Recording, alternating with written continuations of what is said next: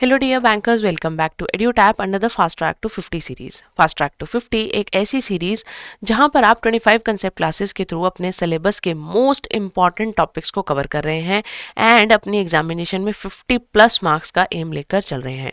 25 classes and 50 plus marks का M यानी इस सीरीज के थ्रू आप डबल बेनिफिट क्लेम कर चल रहे हैं। So in the today session AFM में हमारा लेक्चर नंबर 25 है, which is about budgets and budgetary control. But before starting, I would like to tell you that EduTap has launched a few courses to accelerate your exam preparation, which includes a Bankers Capsule course, Super Crash course and Test Series. Bankers Capsule course आपको flexibility offer कर रहा है. आप अपने flexible hours, अपने flexible study hours के हिसाब से Bankers Capsule course की हेल्प से अपने सिलेबस को कवर अप कर सकते हैं. लाइव बेसिस पर पढ़ना चाहते हैं तो उसके लिए आप हमारे सुपर क्रैश कोर्स को ज्वाइन कर सकते हैं, और साथ ही साथ अगर आपकी एग्जाम प्रिपरेशन हो चुकी है तो आप हमारी टेस्ट सीरीज को ज्वाइन कर सकते हैं. इन कोर्सेज में क्या क्या डिटेल्स हैं, इन कोर्सेज में क्या क्या ऑफरिंग्स हम लोग दे रहे हैं, कैसे इन कोर्सेज को एनरोल करना है, वो सब इस लेक्चर के एंड में हम लोग समझेंगे. सो स्टार्ट करते हैं हमारे आज के टॉपिक से, which is budget and budgeting. तो बजट और बजटिंग क्या है? बजट और बजटिंग का मतलब है एक ऐसा फाइनेंशियल प्लान जो कि आपको फ्यूचर ऑपरेशंस के ऊपर कंट्रोल करने का एक एस्टिमेट है. आप क्या कर रहे हो, फ्यूचर में जो भी कंडीशन सिचुएशन आपके बिजनेस की हो सकती है, उस कंडीशन सिचुएशन को एक्सेस कर उसको आप उसके बारे में स्टडी कर उसके बेसिस पर एडवांस में उसके लिए प्लानिंग्स कर चलते हो. दैट इज बजटिंग, है ना.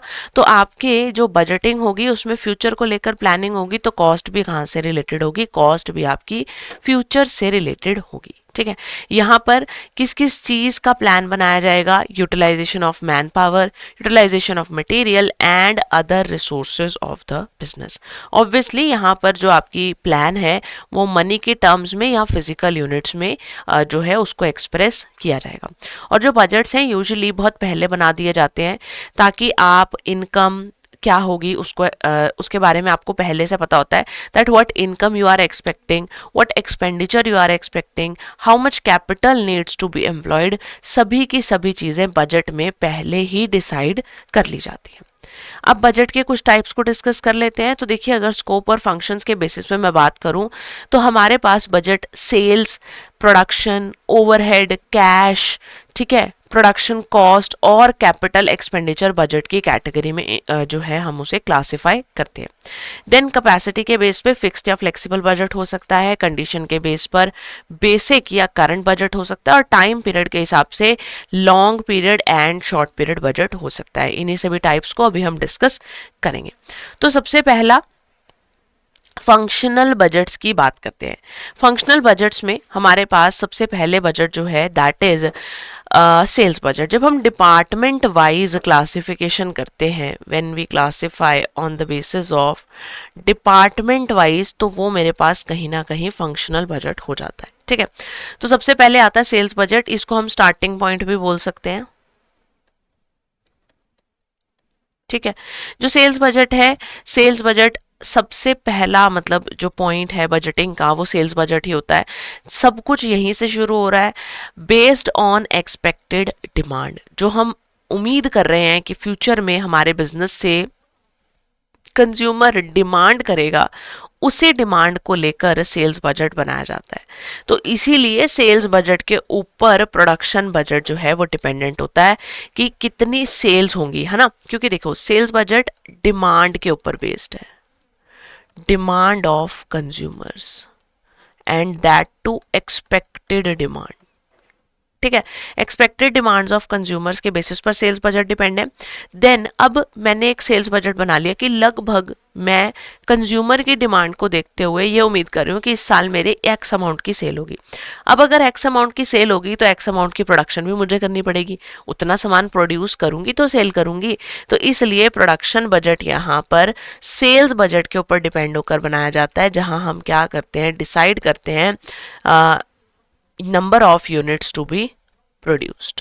ठीक है ना, यहाँ पर डिसाइड किया जाता है कि कितने यूनिट्स जो हैं हमें बनाने पड़ेंगे to cater the estimated sales, to cater कि हम लोग कितनी सेल्स जो हैं वो प्रोजेक्ट कर चल रहे हैं.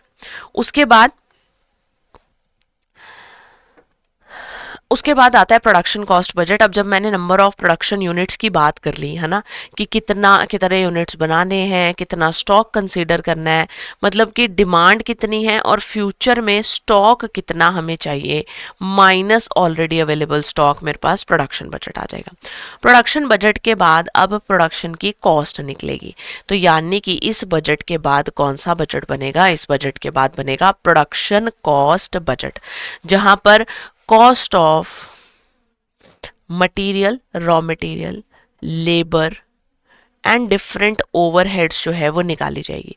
कहने का मतलब सिंपली अगर मैं बात करूं तो टोटल प्रोडक्शन करने में कितना खर्चा आएगा वो मेरा कहाँ आ जाएगा, प्रोडक्शन बजट में आ जाएगा। ठीक है, उसके बाद आता है sales budget, the most practical budget.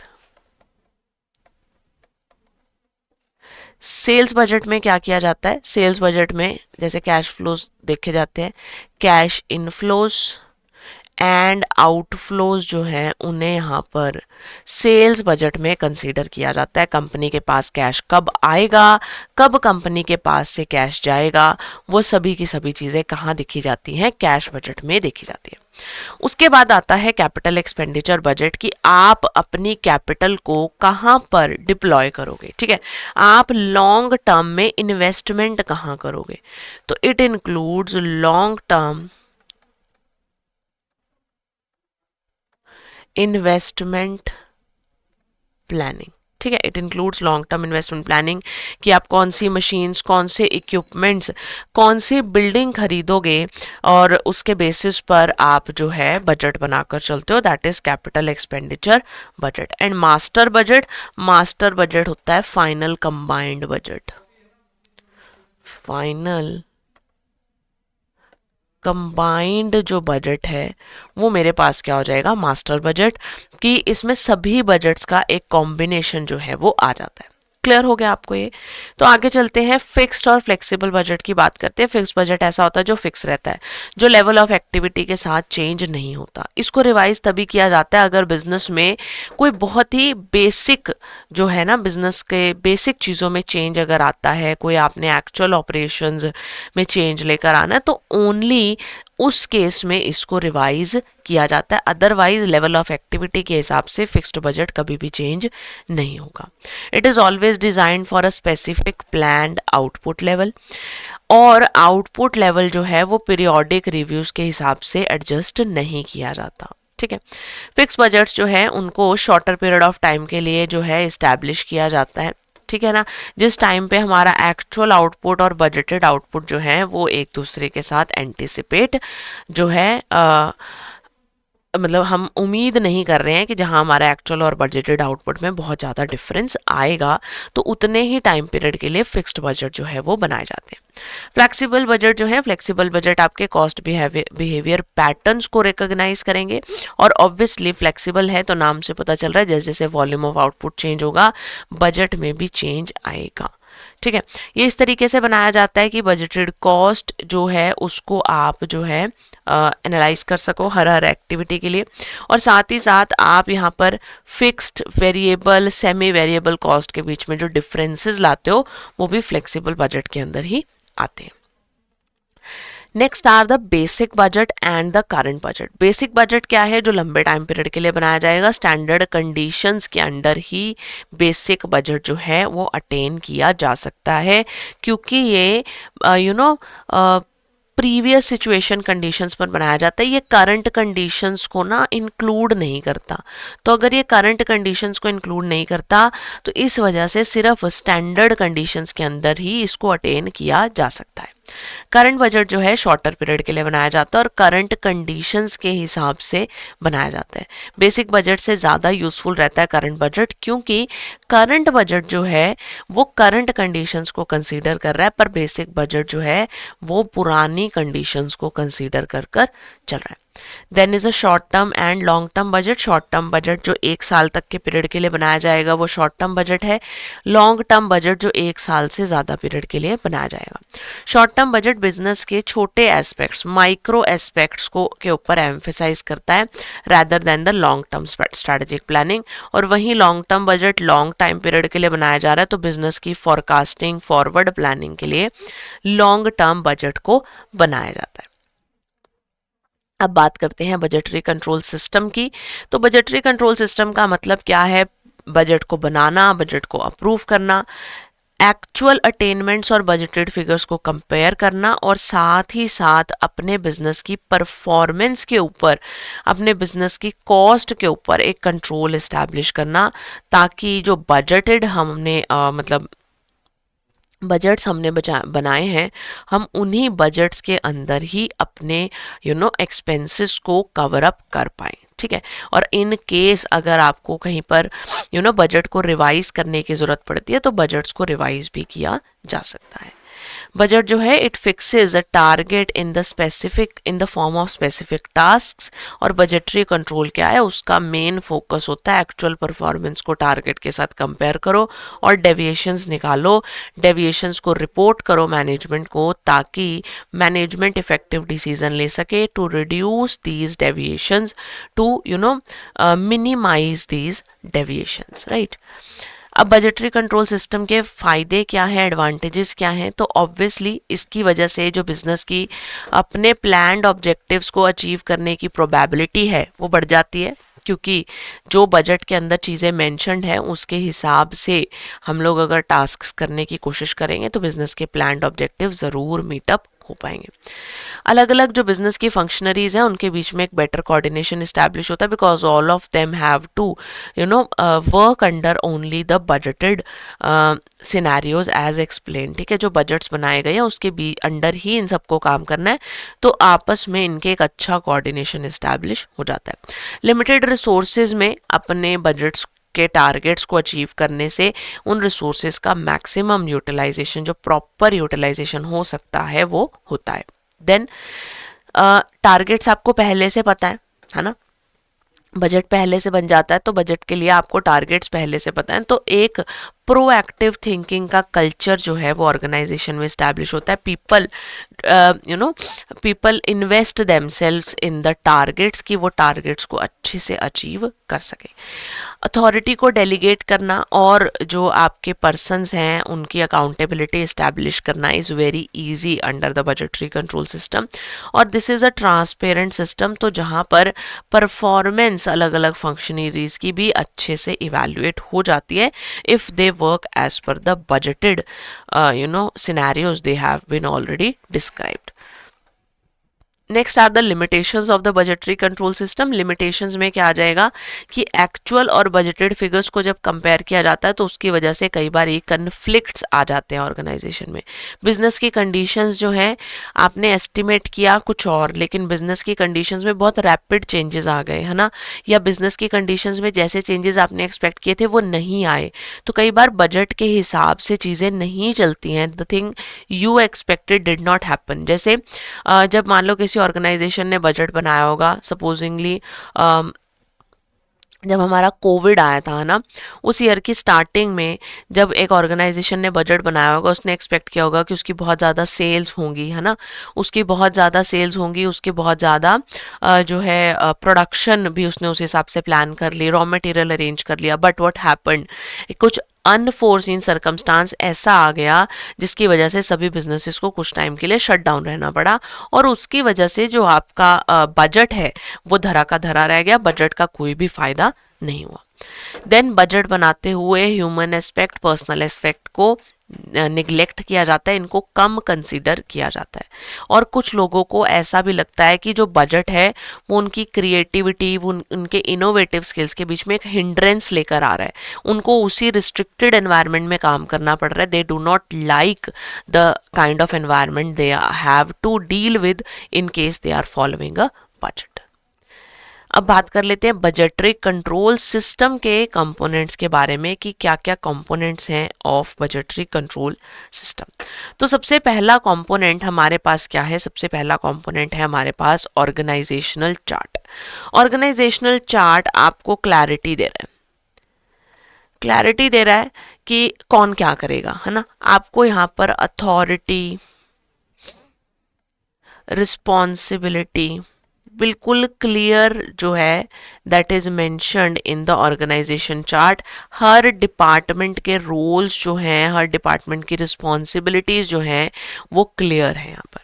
Then comes budget centre. Budget centre ऐसा यूनिट या ऐसा डिपार्टमेंट जहां पर बजट जो है वो अप्लाई किया जा रहा है, जैसे सेल्स डिपार्टमेंट, प्रोडक्शन डिपार्टमेंट, है ना, मार्केटिंग डिपार्टमेंट। तो ये क्या है? बजट सेंटर आप इसको बोल सकते हो। जहां परफॉर्मेंस मेजर करनी है वो आपके लिए क्या है? एक बजट सेंटर है।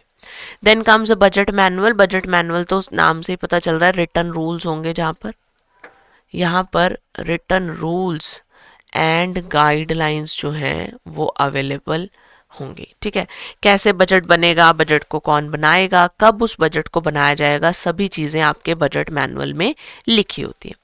Then budget committee. Budget committee एक ऐसी कमेटी जो कि बिजनेस की यूजुअली जो टॉप मैनेजमेंट है वो बजट कमेटी का पार्ट होती है। यहाँ पर बजट्स को अप्रूव किया जाता है। यहाँ पर जो हम बिजनेस के लिए बजट्स बनाते हैं उन बिजनेस के बजट्स को बनाकर अप्रूव किया जाता है। देन उन बजट्स के अंदर कोऑर्डिनेशन जो है, डिपार्टमेंट्स के अंदर कोऑर्डिनेशन इस्टेब्लिश जो है वो किया जाता है। Clear. Next is the budget controller. Budget controller क्या है? बजट कंट्रोलर का मतलब है एक ऐसा सिस्टम जहां पर आप मॉनिटरिंग कर रहे हो बजट की। ठीक है, कंट्रोलिंग कर रहे हो बजट में, आप मॉनिटरिंग कर रहे हो बजट की। यहाँ पर रिपोर्ट्स बनाई जाती हैं। ठीक है, यहाँ पर वेरिएंस एनालिसिस किया जाता है। ठीक है, that is budget controller. Budget का मैनेजर, बजट का वॉच डॉग कौन होगा? वो बजट कंट्रोलर में आएगा। और मास्टर का बजट हमें पता है, कंबाइंड बजट जब बनाया जाता है तो सब बजट्स की समरी, ओवरऑल फाइनेंशियल प्लान जो है वो मेरा मास्टर बजट है। क्लियर। जीरो बेस्ड बजटिंग क्या होता है? जीरो बेस्ड बजटिंग एक ऐसी टाइप की बजटिंग है जहां पर हम बेस जो है, बेस वैल्यूज को जीरो मानकर चलते हैं। यानी हमेशा हम नई things, we are starting the things freshly. हम लोग प्रीवियस ईयर के बेसिस पर करंट ईयर का बजट या फ्यूचर के लिए बजट बनाते हैं, है ना। प्रीवियस एस्टिमेट के, पास्ट डेटा के बेस पर बनता है। लेकिन जीरो बेस्ड बजटिंग में क्या होता है कि आप प्रीवियस ईयर की वैल्यूज को जीरो मानकर चलते हो। यानी कि आप यहाँ पर अल्टरनेटिव एफिशिएंट मेथड्स को ढूंढने की कोशिश करते हो जो आपके एग्जिस्टिंग प्रोसेस के साथ कॉम्प्लीमेंट कर सके। देन इज प्रोग्राम बजट, जो स्पेसिफिक एक्टिविटी, स्पेसिफिक प्रोग्राम के लिए बनाया जाएगा, प्रोग्राम बजट होगा। और परफॉर्मेंस बजटिंग का मतलब है जहां पर आप बिजनेस के जो परफॉर्मेंसेस हैं उनको एनालाइज करोगे, आइडेंटिफाई करोगे, सिंप्लीफाई करोगे। परफॉर्मेंस बजट सबसे ज़्यादा गवर्नमेंट एजेंसीज में शो होता है, यूज़ होता है, ताकि आप एक एलोकेशन ऑफ फंड और आउटकम ऑफ सर्विसेज के बीच में लिंक को बना सको। ठीक है, यहाँ पर पीरियोडिक परफॉर्मेंस रिपोर्ट्स प्रिपेयर की जाती हैं, वो आपका क्या होगा? परफॉर्मेंस बजट होगा। सो आज हमने बजट का कंसेप्ट किया, बजट एंड बजटरी कंट्रोल का। उससे रिलेटेड कुछ क्वेश्चंस कर लेते हैं। Question number 1 is consider the statement budget fixes targets. बिल्कुल ठीक बात है, बजट की वजह से टारगेट्स फिक्स होते हैं। Budgetary control compares actual with the budget. ये भी बिल्कुल ठीक है, एस्टिमेट्स के साथ एक्चुअल्स को कंपेयर किया जाता है। Budget control eliminates need for revision. No, this is incorrect. Revise तो आपको बजट को टाइम टू टाइम करना पड़ेगा इफ इट इज नीडेड, है ना। तो फर्स्ट एंड सेकंड करेक्ट है, यानी मेरा ऑप्शन ए यहाँ पर राइट आंसर होगा। Question number 2, a government department prepares budget by linking funds allocated to outcomes achieved. जैसे कि नंबर ऑफ बेनिफिशियरीज सर्व्ड, है ना। एक गवर्नमेंट डिपार्टमेंट ने बजट बनाया जहां पर फंड्स को लिंक कर दिया to the outcomes they have achieved. However it struggled with measuring the result accurately. कौन सी बजटिंग टेक्निक गवर्नमेंट डिपार्टमेंट ने यूज करी? तो गवर्नमेंट डिपार्टमेंट ने परफॉर्मेंस बजटिंग जो है उसको यूज यहाँ पर किया है। Question number 3 is a manufacturing firm prepares a budget at 10,000 units. During the year, actual production increased to 14,000 units. But the management continued to compare actual cost with the original budget without any adjustment. तो ये कौन सा इनमें से best इसको explain कर रहा है, कौन सा option? First is the firm is using flexible budget incorrectly, the firm is using a fixed budget leading to misleading variance, firm is applying zero based budgeting and firm is following performance budgeting. तो firm जो है fix budgeting को use करे जिसकी वजह से variances जो है वो मिसलीडिंग रिजल्ट्स प्रोवाइड करवाएंगे। Question number 4, a company re-evaluates every activity in its budget each year and justifies its inclusion irrespective of past budgets. Which budgeting approach is being followed? एक company हर साल अपनी activities को री evaluate करती है, तो वो ज़ीरो बेस्ड बजटिंग में आएगा क्योंकि पास्ट बजट्स को इररिस्पेक्टिव कंसीडर यहाँ पर किया है। क्वेश्चन नंबर 5, आपको मास्टर बजट बताना है, इनमें से कौन सी स्टेटमेंट मास्टर बजट को बेस्ट डिस्क्राइब कर रही है? Budget prepares only for cash flows, budget that consolidate all functional budgets, budget prepare for government scheme and budget use for capital expenditure. तो budget that consolidates all functional budgets. So that was all about your chapter budget and budgetary control. Now let's discuss जो मैंने courses के बारे में आपको starting में बताया था। उन कोर्सेज में एनरोल करने के लिए आपको क्या करना है? आपको अपने ब्राउजर पर जाना है, edutab.in आपको सर्च करना है। edutab की वेबसाइट आपको दिख जाएगी, आप कोर्सेज सेक्शन में जाएंगे, JIB कोर्सेज पर क्लिक करेंगे। स्क्रॉल डाउन करने पर आपको JIB के सभी कोर्सेज विजिबल होंगे। We are talking about the bankers capsule course, एक ऐसा कोर्स जहां पर आपको रिकॉर्डेड वर्जन्स मिल रहे हैं, recorded versions of all the modules of your syllabus. आपके सिलेबस के जितने भी मॉड्यूल्स हैं उन मॉड्यूल्स के रिकॉर्डेड वर्जन्स आपको मिल रहे हैं। अपनी फ्लेक्सिबिलिटी के हिसाब से आप इन रिकॉर्डेड वर्जन्स को देख सकते हैं। Early morning hours, day hours, night hours, late night hours, आप किसी भी टाइम पर इन जो हमारे पास रिकॉर्डेड वर्जन्स है इसकी हेल्प से आप प्रैक्टिस कर सकते हैं, प्रिपरेशन कर सकते हैं। जैसे ही आपकी प्रिपरेशन कवर अप हो जाती है तो आप अपने आप को असेस करने के लिए चैप्टर वाइज और फुल लेंथ मॉक टेस्ट की हेल्प ले सकते हैं, और इन मॉक टेस्ट की हेल्प से you will be able to get more confident in your preparation and जो आपका एग्जामिनेशन है। बैंकर्स कैप्सूल कोर्स आपको कंबाइंड लेवल पर यानी चारों कंपोनेंट्स का एक साथ भी मिल जाएगा, दिस वन, ठीक है। एंड आपको इंडिविजुअल सब्जेक्ट की अगर जरूरत है, इंडिविजुअल सब्जेक्ट की आपको प्रिपरेशन करनी है, तो individual subject IFS, PPB, AFM, RB, WM सभी कंपोनेंट्स के आपको इंडिविजुअल बैंकर्स कैप्सूल कोर्स भी मिल जाएंगे। उसके बाद आता है हमारा super crash course. Super crash course क्या है? एक ऐसा कोर्स है जहां पर आपको लाइव क्लासेस मिलेंगी। 24 only and only 24 live classes में आपके सिलेबस के मोस्ट इंपॉर्टेंट टॉपिक्स को सुपर क्रैश कोर्स में कवर करवाया जाएगा। And with the help of this preparation आप अपने एग्जाम को एग्जाम को क्वालिफाई करने के चांसेस जो हैं वो और भी ज़्यादा बढ़ जाएंगे।